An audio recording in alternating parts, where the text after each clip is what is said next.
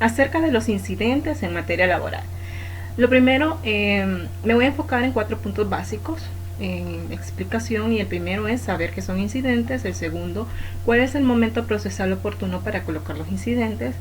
El tercero es cuáles son los tipos de incidentes que podemos tener o interponer en un proceso laboral, y también cuáles son los recursos contra ellos que se pueden interponer contra ellos. Entonces partiré primero definiendo qué son incidentes. Y para el derecho, un incidente es una cuestión que puede alargar el proceso y que tenemos que tener en cuenta que va a diferir estrictamente de lo que es el objeto propio de la litis o el objeto principal de la litis. Entonces vamos a considerarlo como algo que tiene que ver como accesorio al objeto principal de la litis, pero que sí guarda relación con él. Ahora, puede decirse entonces que el incidente es un litigio accesorio, o lo que le llaman mini juicios, al procedimiento judicial principal, que el juez o el tribunal pues debe de resolver también a través de una sentencia interlocutoria. Ahora bien, hay otras que se resuelven en la sentencia definitiva del proceso principal.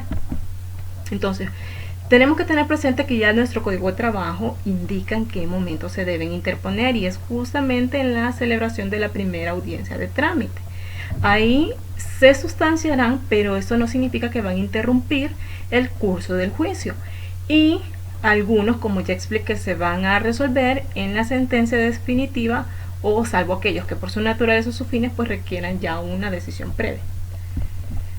Ahora bien, en el artículo 716 nos indica que ya propuesto en tiempo un incidente, el juez debe de resolver dentro de la misma audiencia si lo va a admitir o si lo va a rechazar. En este sentido, si hubiesen hechos que probar con respecto al incidente que se está interponiendo, y si no se hubiesen interpuesto las pruebas en el acto, entonces el juez debe de indicar un día y una hora para realizar una audiencia posterior para poder practicar dichas pruebas y al mismo tiempo resolver sobre las mismas. Ok, entonces esto es muy importante saber entonces cuándo se deben de proponer la prueba. Como ya lo expliqué, si hubiesen hechos que probar, la prueba debe ser presentada en el acto en el que se interpone el incidente, por lo que el juez va a señalar entonces posteriormente cuando va a realizar la audiencia para que se prueben dichas pruebas, valga la redundancia. Entonces, con respecto al tipo de incidentes o cuáles son los incidentes en materia laboral, pues tenemos que tener presente que el código laboral del Código del Trabajo no dice, no las nomina estrictamente, o sea, solo podemos encontrar lo que es el procedimiento de manera ampliada, pero en este caso de manera supletoria pues nos vamos a referir a lo que nos indica ya el Código Procesal Civil. Entonces ahí podemos encontrar que vamos a tener incidentes de declinatoria, específicamente lo encontramos en el artículo 715 y 716 del Código de Trabajo, y recordemos que la declinatoria se refiere a cuando nosotros decimos, una de las partes dice que el juez, alegamos aquí la incompetencia del juez prácticamente, como por ejemplo, si el demandado laboraba en Tegucigalpa y la sede principal, o él ejecutó sus funciones en la empresa que también tenía su domicilio en Tegucigalpa, él no tendría por qué presentar su demanda en San Pedro Sula. Si él lo hiciese en San Pedro Sula y teniendo presente de que hay pruebas que elaboró, que él ejerció sus funciones en Tegucigalpa y que la escritura de la empresa dice que el domicilio principal de la empresa está en Tegucigalpa, entonces se puede presentar el incidente por falta de competencia territorial. Con respecto a un segundo incidente que nosotros podemos tener presente es la recusación, y aquí lo podemos encontrar en los artículos 54 y 58 del Código Procesal Civil, recordando que aquí lo que se pretende es que un juez no esté presente o que no lleve dicho caso. Podemos decir que más que todo por conflicto de intereses, por ejemplo, que el patrono, que es una de las partes procesales, pues fue compañero en el colegio del juez. Entonces evidentemente ahí la contraparte, que sería el trabajador y su representante, pues evidentemente va a considerar de que no va a haber imparcialidad en la decisión que tome el juez, porque hay evidentemente una conexión que en su temporada de colegio pues ya se conocía el juez con el patrono.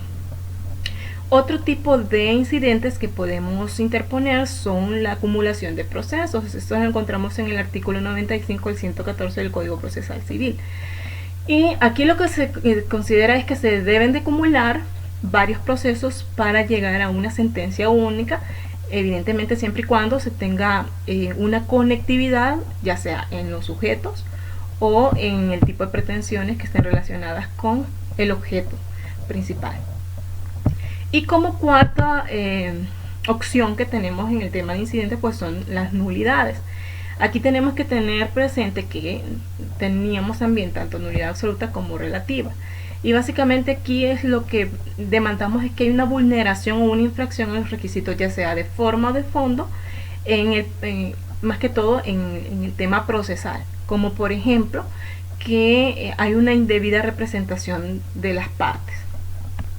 Ahora bien, dentro de estas 4 categorías de incidentes vamos a encontrar que existen algunos incidentes que van a dilatar el proceso que resuelve el objeto principal de la demanda, y existirán otros que van a ser, a estos les llamamos los incidentes dilatorios, y también vamos a tener aquellos incidentes que pueden acabar con el proceso, que son los perentorios. Entonces, ¿qué sucede cuando se presentan los incidentes dilatorios? Entonces el juez lo que debe hacer es que suspende el proceso y tiene que dar una nueva fecha y un nuevo día, una nueva hora para que se cite a las partes a una audiencia de auto interlocutorio. Se admiten y se practican las pruebas, se hacen los alegatos correspondientes y el juez en ese momento pues tiene que resolver sobre el auto. ¿Y qué pasa si son incidentes perentorios? O sea, son aquellos que van a terminar el proceso. Entonces el juez no va a suspender el proceso y al final pues se tienen que contestar con la sentencia definitiva del caso.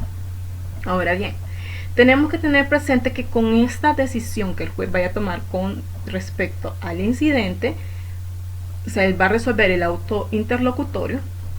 Entonces, ¿qué recursos podemos nosotros interponer? Y en primer lugar, el Código de Trabajo nos indica que podemos interponer el recurso de reposición. Esto lo encontramos en el artículo 741.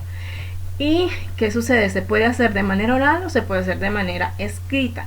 ¿Cuándo se hace de manera oral? Es decir, si a mí me notifican la resolución del incidente en el estrado, o sea, en la audiencia, entonces yo en ese mismo momento tengo que interponer el recurso de reposición y el juez tendría que tomar un receso de 30 minutos para poder resolver.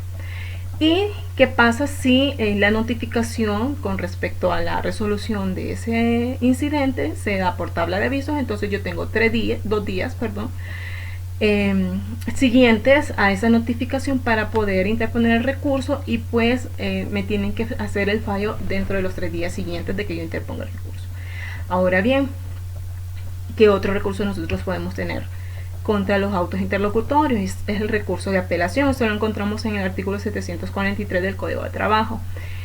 Y de la misma forma lo podemos también interponer de manera oral o de manera escrita. Oral si se hace en la audiencia y de manera escrita se interpone el escrito dentro de los 3 días siguientes después de la notificación por tabla de avisos. En este sentido, pues aquí el juez tiene que convocar a una audiencia de apelación dentro de los 10 días siguientes de interpuesto el recurso y sin más trámites pues se tiene que resolver pues qué procederá contra el acto que se está recurriendo. Eso ha sido todo.